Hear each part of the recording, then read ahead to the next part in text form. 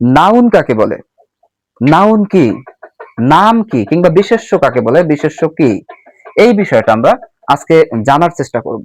দেখুন, প্রথমত আমি যদি সংজ্ঞা দেই যে নাউন হচ্ছে কোনো কিছুর নাম, অর্থাৎ কিছুর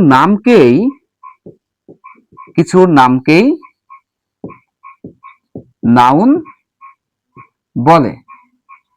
অর্থাৎ যে কোনো কিছু হতে পারে, যে কোনো বস্তু কিংবা ব্যক্তি, হ্যাঁ, যে কোনো ব্যক্তি কিংবা বস্তুর নামকেই নাউন বলে। অর্থাৎ আমি আমার চোখের সামনে কি দেখতে পাচ্ছি, একটু দেখুন, আপনার আশেপাশে তাকান, দেখুন আপনি আপনার আশেপাশে কি দেখতে পাচ্ছেন। আপনি যা দেখতে পাচ্ছেন সেগুলোর যদি নাম দেয়া যায় তবে সেটাই নাউন কিংবা বিশেষ্য পদ। আসুন কয়েকটা এক্সাম্পল দিই, যেমন marker, marker, table, chair, water,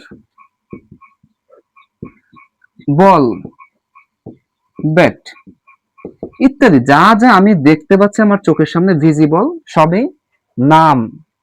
এগুলোই হচ্ছে নাম কিংবা বিশেষ্য। আসুন, নাউন কত প্রকার এবং কি কি, আমরা সেগুলো একটু বিস্তারিত দেখার চেষ্টা করি। প্রথমত, নাউন হচ্ছে 5 প্রকার। কত প্রকার? 5 প্রকার। যেমন অ্যাবস্ট্রাক্ট নাউন, অ্যাবস্ট্রাক্ট নাউন। দ্বিতীয়ত হচ্ছে প্রপার নাউন, দ্বিতীয়ত হচ্ছে প্রপার নাউন। তৃতীয়ত হচ্ছে কমন নাউন। এরপরে হচ্ছে কালেকটিভ নাউন। এরপরে হচ্ছে ম্যাটেরিয়াল নাউন, ম্যাটেরিয়াল নাউন। এখন আসুন, অ্যাবস্ট্রাক্ট নাউনটা কি, অ্যাবস্ট্রাক্ট নাউন কাকে বলে, সেই জিনিসটা একটু দেখার চেষ্টা করি। অ্যাবস্ট্রাক্ট শব্দটির অর্থ কি? অ্যাবস্ট্রাক্ট শব্দটির অর্থ হচ্ছে বিমূর্ত। অ্যাবস্ট্রাক্ট অর্থ কি? বিমূর্ত। অর্থাৎ বিমূর্ত মানে হচ্ছে যে সমস্ত বস্তুগুলো দেখা যায় না, চোখে দেখা যায় না, জাস্ট অনুভব করা যায়, সেগুলো হচ্ছে অ্যাবস্ট্রাক্ট নাউন। যেমন ওয়েলথ বা সম্পদ। এরপরে যদি বলি সেটা হচ্ছে হ্যাপিনেস। এরপর আমি যদি বলি সেটা হচ্ছে অনেস্টি। এই তিনটাকে আমি একটু এক্সপ্লেইন করি। দেখুন, ওয়েলথ বা সম্পদ এটা কিন্তু দেখা যায় না। একই রকম হ্যাপিনেস বা সুখ, একটা মানুষ সুখী কিংবা সুখ, একটা মানুষের সুখ কি পরিমাপ করা যায় কিংবা দেখা যায়, অনুভব করা যায়। সুতরাং এবং এই যে হ্যাপিনেস, এটা হচ্ছে একটি নাম। আমি সেটাই শুরুতে বলছিলাম, যেই সমস্ত নাম কিংবা যেই সমস্ত বস্তুগুলো দেখা যায় না কিন্তু অনুভব করা যায়, সেগুলোই হচ্ছে অ্যাবস্ট্রাক্ট নাউন। আবার অনেস্টি বা সততা, একজন মানুষের সততা হচ্ছে একটি গুণ, অর্থাৎ ভালো, ভালো একটা দিক।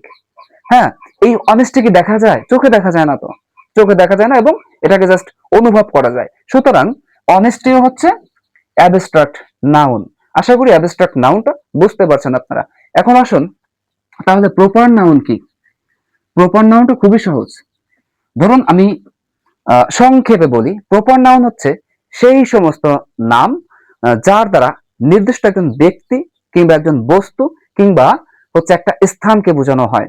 আমি আবার বলি, প্রপার নাউন হচ্ছে সেই সমস্ত নাম যার দ্বারা নির্দিষ্ট কোনো বস্তু, নির্দিষ্ট একজন ব্যক্তি কিংবা নির্দিষ্ট একটা জায়গাকে বোঝানো হয়। যেমন আমি যদি বলি লিটন, লিটন হচ্ছে একজন নির্দিষ্ট মানুষের নাম।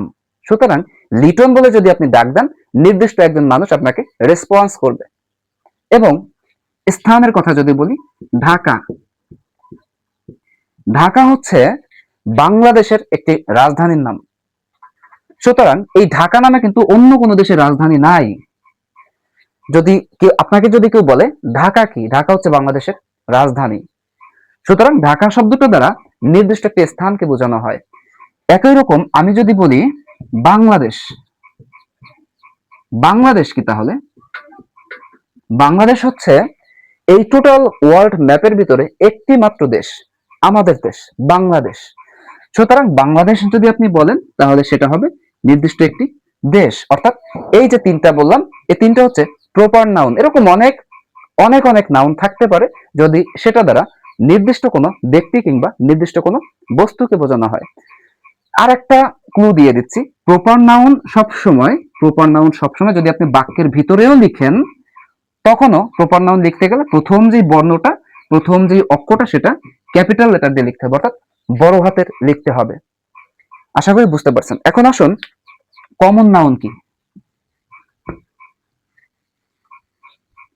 কমন নাউনটা হচ্ছে জাতিবাচক বিশেষ্য, অর্থাৎ যেই নাউন দ্বারা একটি নির্দিষ্ট জাতকে বোঝানো হয়, একটি নির্দিষ্ট জাতিকে বোঝানো হয়, সেটা হচ্ছে কমন নাউন। আমি একটু সংক্ষেপে বোঝাচ্ছি।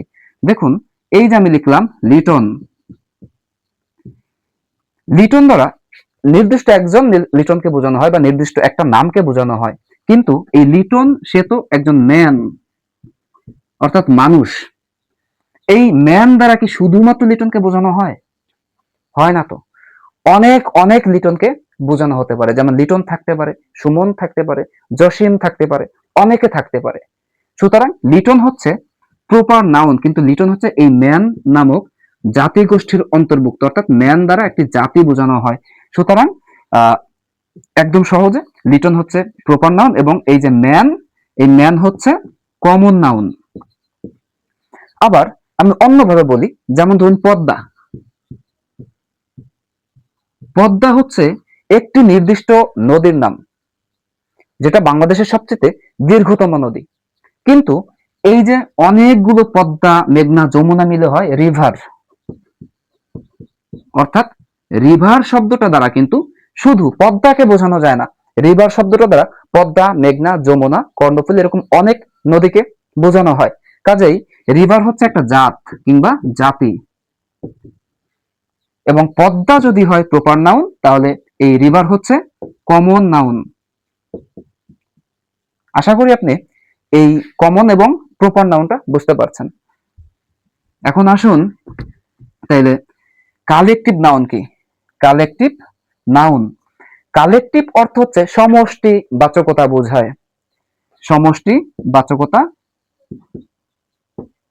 বোঝায়,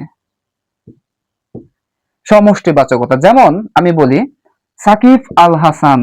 সাকিব আল হাসান, সাকিব আল হাসান একজন নির্দিষ্ট ব্যক্তির নাম, অর্থাৎ প্রপার নাউন। কিন্তু সাকিব, তামিম, মুশফিক এরকম অনেকগুলো প্লেয়ার মিলে, খেলোয়াড় মিলে যখন একটি টিম গঠিত হয়, তখন সেটা হচ্ছে সমষ্টিবাচক নাউন। অর্থাৎ আমাদের এটা বোঝার জন্য খুবই সহজ একটা উপায় হচ্ছে, প্রপার নাউন কিংবা কমন নাউন মিলে যদি কোনো সমষ্টিবাচকতা বোঝে, সেটাকে আমরা বলতে পারি সমষ্টিবাচক নাম। যেমন টিম, টিম। কিংবা আমি সোলজার্স এর উদাহরণটা দেই সৈনিক দিয়ে। সোলজার শব্দের অর্থ হচ্ছে সৈনিক, এবং অনেকগুলো সৈনিকের সমষ্টি দিয়ে হয় একটা আর্মি। সুতরাং সোলজার্স হচ্ছে আপনার যদি কমন নাউন হয়, তবে আর্মি হচ্ছে কালেকটিভ নাউন। একই রকম ধরুন আমি স্টুডেন্ট দিয়ে বোঝাচ্ছি। স্টুডেন্ট হচ্ছে একটি কমন নাউন, কারণ স্টুডেন্ট বা শিক্ষার্থী দ্বারা সকল শিক্ষার্থীকে বোঝানো হয়, একটা জাতি বোঝানো হয়। কিন্তু ধরুন 20 জন কিংবা 30 জন শিক্ষার্থী মিলে একটি ক্লাসরুম হয়, তখন সেটা কি সমষ্টি হয়ে যায়। তাই স্টুডেন্ট যদি হয় কমন নাউন, তবে আপনার হচ্ছে গিয়ে এই যে ক্লাস, সেটা হবে হচ্ছে কালেকটিভ নাউন। এখন আসুন তাহলে ম্যাটেরিয়াল নাউনটা কি?